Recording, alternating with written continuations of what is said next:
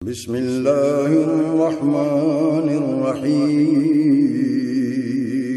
شروع اللہ کے نام سے جو بڑا مہربان نہایت رحم والا ہے۔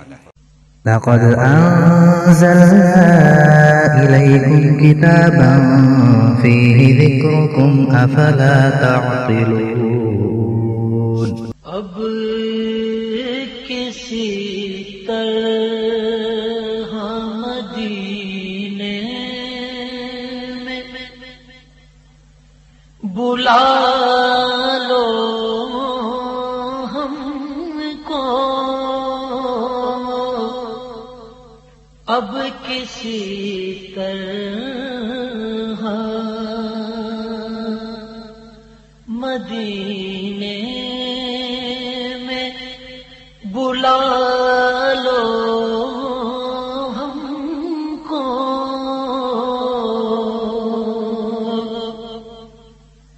اب کسی طرح مدینے میں بلا لو ہم کو،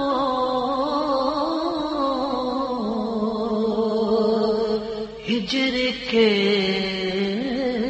گھور اندھیروں سے بچا لو ہم کو، ہجر کے گھور اندھیروں سے بچا لو ہم کو۔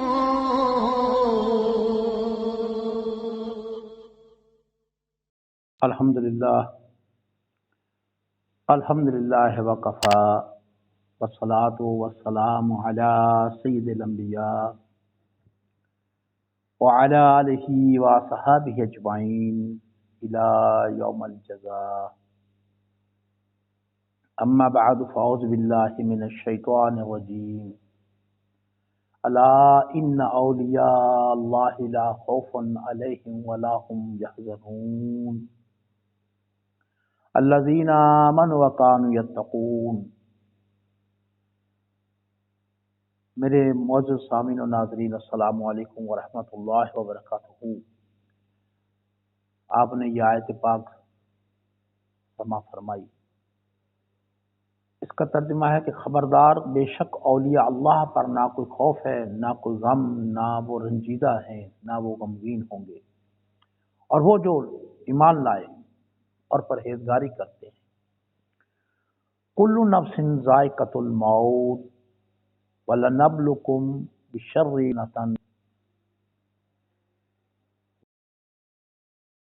وَنَبْلُكُمْ بِالشَّرِّ وَالْخَيْرِ فِتْنَةً وَإِلَيْنَا تُرْجَعُونَ۔ پارہ نمبر 17 سورۃ الانبیاء، آیت نمبر 35۔ ہر جان کو موت کا مزہ چکھنا ہے، ہم تمہیں برائی اور بھلائی میں آزمائش کے لیے مبتلا کرتے ہیں اور تم ہماری طرف پلٹائے جاؤ گے۔ اسی طرح آگے چل کر سورہ بقرہ میں اللہ تبارک و تعالیٰ ارشاد فرماتے ہیں، آیت نمبر 155 ہے، وَلَنَبْلُوَنَّكُمْ بِشَيْءٍ مِّنَ الْخَوْفِ وَالْجُوعِ وَنَقْصٍ مِّنَ الْأَمْوَالِ وَالْأَنفُسِ وَالثَّمَرَاتِ وَبَشِّرِ الصَّابِرِينَ۔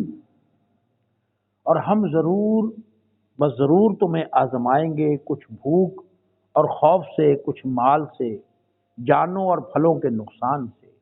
اے حبیب صلی اللہ علیہ وسلم، آپ ان صبر کرنے والوں کو خوشخبری سنا دیں۔ باری تعالیٰ نے اس آیت پاک میں صاف صاف فرما دیا کہ ہم تمہیں کس طرح آزمائیں۔ دوستان محترم، یہ جو زندگی ہے، دنیاوی زندگی، دنیوی زندگی، اللہ تبارک و تعالیٰ نے فرمایا ان دونوں آیات میں کہ میں، اے میرے بندو، تمہیں آزماؤں گا، زر دے کر، مال دے کر، بھوک دے کر، غرض کے طرح طرح کی مشکلات بھی آ سکتی ہیں، لیکن صبر کرنا ہوگا۔ اب سوچنا یہ ہے کہ رب تعالیٰ نے ہمیں یہاں بھیجا کیوں؟ بھیجا تو اس نے اس لیے تھا کہ میں اپنے ان بندوں کو آزمانے کے بعد ان کو درجات دوں گا۔ جو اعلیٰ قسم کی عبادت کرنے والے، میری بات ماننے والے، میرے محبوب صلی اللہ علیہ وآلہ وسلم کہ اوپر ایمان لانے والے اور ان کی سنت پر عمل کرنے والے، جو سب سے زیادہ پرہیزگار ہوں گے، ان کا درجہ بڑا ہوگا۔ پھر اس سے کم درجہ بھی ہو سکتا ہے، پھر اس سے کم درجہ بھی ہو سکتا ہے۔ اللہ نے ہمیں اس دنیا میں اس لیے بھیجا، ورنہ عبادت کے لیے اللہ کے پاس ملائک بہت ہیں، جنات بڑے ہیں، اور ملائکہ اتنے ہیں کہ جو رکوع میں ہے وہ کہہ رہا ہے سبحان ربی العظیم، قیامت تک وہ یہی کہتا رہے گا۔ جو سجدے میں ہے وہ سبحان ربی العالی کہہ رہا ہے، جو قیام میں ہے وہ سمیع اللہ لمن حمد کہہ رہا ہے۔ غرض کہ اللہ تعالیٰ کو عبادت اگر کرانی ہوتی، اگر عبادت ہی مقصود تھی تو ملائکہ بہت ہیں، جنات بہت ہیں، لیکن رب تعالیٰ نے ہمیں امتحان کے لیے بھیجا۔ ہم امتحان کی تیاری کرتے ہیں، کچھ کامیاب ہوتے ہیں، زیادہ ناکام ہو جاتے ہیں۔ کیوں ناکام کیوں ہوتے ہیں؟ وہ دنیا کی عیش و عشرت میں پڑ جاتے ہیں، اللہ کے حکم کو بھول جاتے ہیں، پیارے آقا صلی اللہ علیہ وسلم کے حکم کو بھول جاتے ہیں، آپ کی سنت کو بھول جاتے ہیں۔ تو دوستو، اللہ تبارک و تعالیٰ نے ہمیں اس آزمائش میں مبتلا کیا، کسی کو فتنہ میں کیا اور کسی کو آزمائش دے کر تھوڑی دیر کے تمام زندگی کی عیش و عشرت دی، اور پھر دیکھا کہ کیا یہ مجھے یاد کرتا ہے، کیا یہ الحمدللہ کہتا ہے۔ اور جب وہ قبر میں جاتا ہے، بات ہماری یہاں تک پچھلے جمعے تک پہنچ گئی تھی کہ جب وہ قبر میں جائے گا، جو اس دنیا کے امتحان میں ناکام ہو گیا، اس کی آخرت میں کوئی کامیابی کی سبیل نہیں۔ اس لیے کہ جب بندہ فوت ہوتا ہے، رخصت ہوتا ہے، اس دنیا سے دوسری دنیا میں جاتا ہے، اس کو کہتے ہیں موت۔ اور موت کا معنی کیا ہے؟ اللہ سے ملاقات کرنا، اللہ تعالیٰ سے ملاقات۔ اصل میں موت کا معنی یہ ہے۔ اب موت تو آ گئی، ملاقات تو تبھی ہوگی اگر بندہ مومن ہوگا۔ جو مومن ہے، اللہ تعالیٰ نے قرآن پاک میں ایک جگہ ارشاد فرمایا کہ جو میرے سے ملاقات کا خواہش مند ہے وہ موت کی امید کرے، موت کی طلب کرے۔ اب یہاں دنیا اتنی میٹھی ہے کہ یہاں سے جانے کو کسی کا دل نہیں کرتا۔ وہی جانا چاہتے ہیں جو اللہ کے قرب کو حاصل کر چکے ہیں، جو پیارے آقا صلی اللہ علیہ وسلم کے قرب کو حاصل کر چکے ہیں، جو آپ کی محبت میں دیوانے ہیں، آپ کی محبت کے عشق میں بالکل جنون میں مبتلا ہیں۔ وہ امید رکھتے ہیں کہ اے اللہ جلد سے جلد تیرے سے ملاقات ہو جائے، وہ موت کی امید رکھتے ہیں۔ ورنہ عام آدمی موت کی امید نہیں کرتا۔ اگر کسی کو یہ کہا جائے کہ بھائی آپ نے مرنا ہے، تو وہ آپ کو لڑنے لگ جائے گا، ناراض ہو جائے گا۔ تو دوستان محترم، قبر میں جب چلا جائے، پہلے تو جب اس کی موت واقعہ ہوتی ہے تو بہت سے ائمہ کرام نے لکھا ہے اس بندے کی روح کو آسمانوں میں لے جایا جاتا ہے۔ اگر وہ مومن ہے، اس کی میت، اس کی روح جب نکلے گی تو اس کی روح جب آسمان کی طرف جائے گی تو فرشتے اس کو استقبال کریں گے، اس کے لیے دروازہ کھول دیں گے، وہ ساتوں آسمانوں کے بعد اوپر چلا جائے گا اور اللہ کی بارگاہ میں اس کو پیش کیا جائے گا۔ اللہ کی بارگاہ میں وہ روح سجدہ کرتی ہے اور اللہ پاک ارشاد کرتے ہیں کہ اے ملائکہ اس کو بتا دو کہ اگر یہ ناکام ہوتا تو اس کا ٹھکانہ جہنم تھا، اور یہ اگر کامیاب ہو گیا ہے تو اس کا ٹھکانہ جنت ہے۔ اس کے بعد وہ واپس لے آتے ہیں۔ اب بندے کو ہم قبر میں پہنچا دیتے ہیں۔ جب ہم آ گئے واپس، اگر بندہ مومن ہے، اس کے سرہانے نماز کھڑی ہے، وہ نماز ایک خوبصورت نوجوان کی شکل میں ہے، وہ بندہ پوچھتا ہے کہ یار آپ کون ہیں؟ نماز کہتی ہے میں تیری دوست ہوں۔ کہتا ہے میں تو آپ کو نہیں جانتا، آپ میرے دوست کیسے ہیں؟ نے کہا آپ مجھے جانتے ہیں لیکن پہچانتے نہیں۔ میں وہ ہوں جو آپ نماز پڑھتے رہے، میں آپ کی مدد کے لیے آیا۔ پھر وہ دیکھتا ہے کہ ملائکہ آتے ہیں، وہ اس کی طرف آنے کی کوشش کرتے ہیں، وہ جو نماز ہے، وہ جو نوجوان ہے ان کو آنے نہیں دیتا، وہ کہتا ہے راستہ نہیں ہے۔ ملائکہ دائیں طرف جاتے ہیں تو وہاں پر روزے کھڑے ہیں، وہاں وہ بھی نوجوان شکل میں کھڑا ہے۔ وہ بندہ پھر پوچھتا ہے کہ آپ کون ہیں؟ اچھا میں آپ کا دوست ہوں۔ اچھا تو بھائی میں نے تو آپ نہیں دیکھا، آپ مجھے جانتے تو ہیں پہچانتے نہیں، میں روزے ہوں، وہ روزے جو آپ رکھتے رہے ہیں، میں آپ کی مدد کے لیے آیا۔ وہ ملائکہ پھر بائیں طرف آ جاتے ہیں، وہاں پر زکوٰۃ کھڑی ہے۔ اگر اس شخص نے زکوٰۃ ادا کی ہے تو وہ جو نوجوان ہے وہ کہتا ہے کہ آپ اس کے قریب نہیں آ سکتے۔ اب زکوٰۃ کا سن لیجیے۔ ہم 100 بہانے تلاش کرتے ہیں زکوٰۃ دیتے وقت کہ تھوڑی دینی پڑ جائے، دینی نہ پڑے۔